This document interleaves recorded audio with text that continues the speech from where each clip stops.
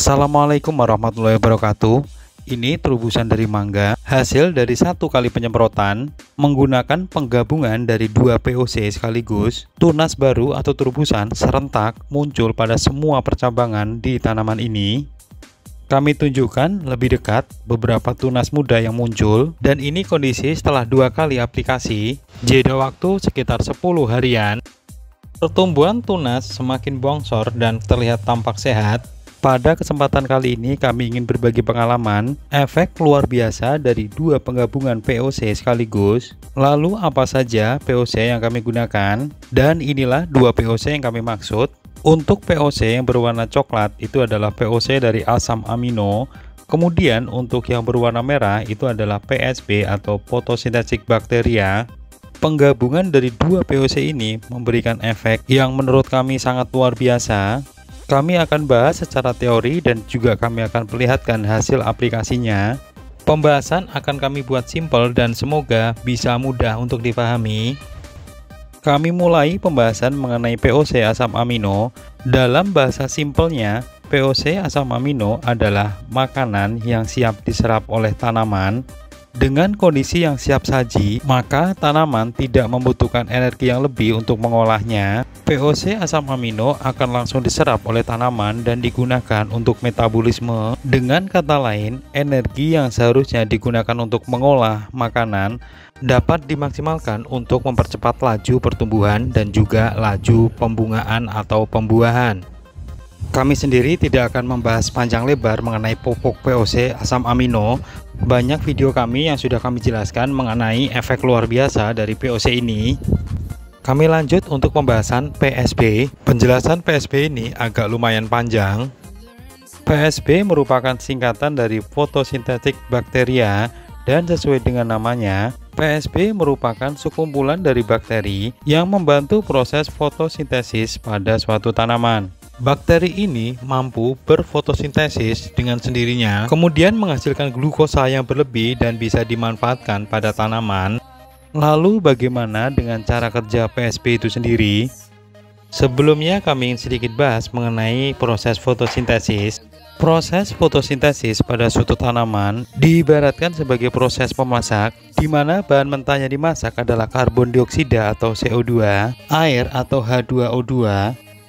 Fotosintesis berlangsung pada daun, tepatnya pada bagian klorofil, dan tentunya dibantu dengan sinar matahari langsung. 4 komponen inilah yang menjadi syarat fotosintesis bisa berlangsung pada suatu tanaman. Artinya, jika salah satu komponen tidak tersedia, maka fotosintesis tidak akan bisa berlangsung. Lalu dari mana tanaman bisa mendapatkan bahan mentah tersebut? Untuk air diperoleh dari akar yang kemudian diangkut ke bagian daun.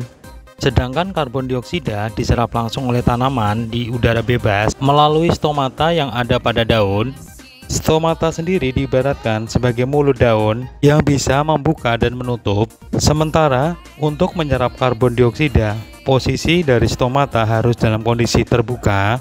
Namun ada pada kondisi tertentu stomata daun akan tertutup sehingga penyerapan dari karbon dioksida terhenti yang mengakibatkan fotosintesis juga terhenti.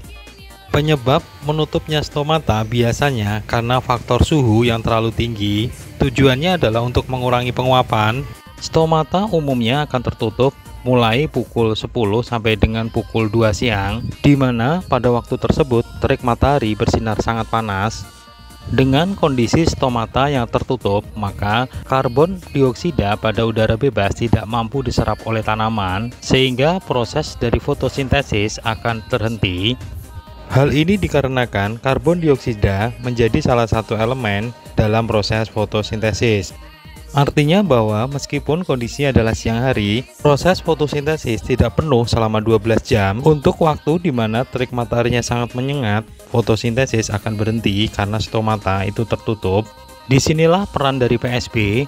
Bakteri fotosintesis atau PSB mampu mengatur intensitas sinar matahari, terutama untuk waktu di mana sinar mataharinya bersinar sangat terik atau panas, yang kemudian diolah dan diubah dari yang tadinya suhu sangat tinggi menjadi suhu normal sehingga stomata bisa terbuka kembali, yang artinya proses dari fotosintesis bisa berlangsung kembali.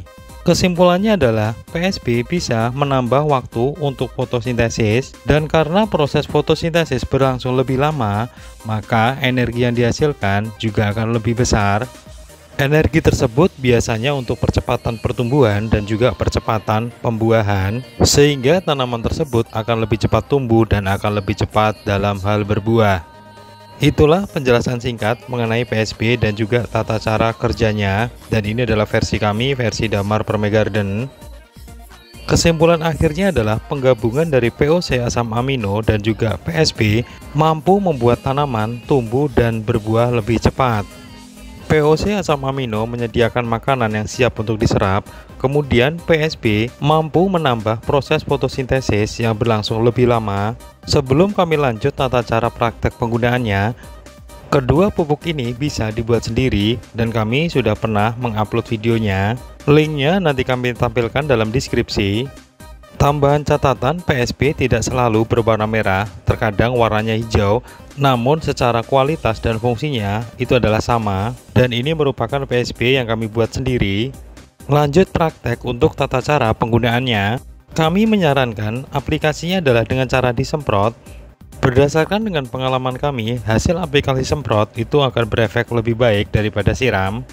Dosis dari PSB itu 3 sampai dengan 5 ml per liter airnya. Begitupun dosis untuk POC asam amino 3 sampai 5 ml per liter airnya. Campur dan aduk kedua POC tersebut dalam air sehingga menjadi homogen.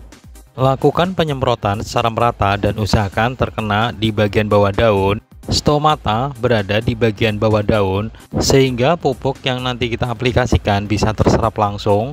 Adapun waktu penyemprotan usahakan di pagi hari sebelum pukul 8 pagi. Pupuk ini bisa digunakan di semua tanaman, baik tanaman buah ataupun tanaman sayur. Ini ada tanaman cabai yang kami lakukan treatment penyemprotan. Kami tunjukkan hasil dari aplikasi pupuk ini. Ini hasil penyemprotan dari penggabungan POC asam amino dan juga PSB. Penyemprotan seminggu yang lalu dan baru sekali semprot. Ini 3 hari kemudian dan penyemprotan sudah 2 kali. Tunas-tunas barunya muncul di semua percabangan atau ranting. Dan ini kondisi 3 hari kemudian, tampak daunnya di sini cukup lebar.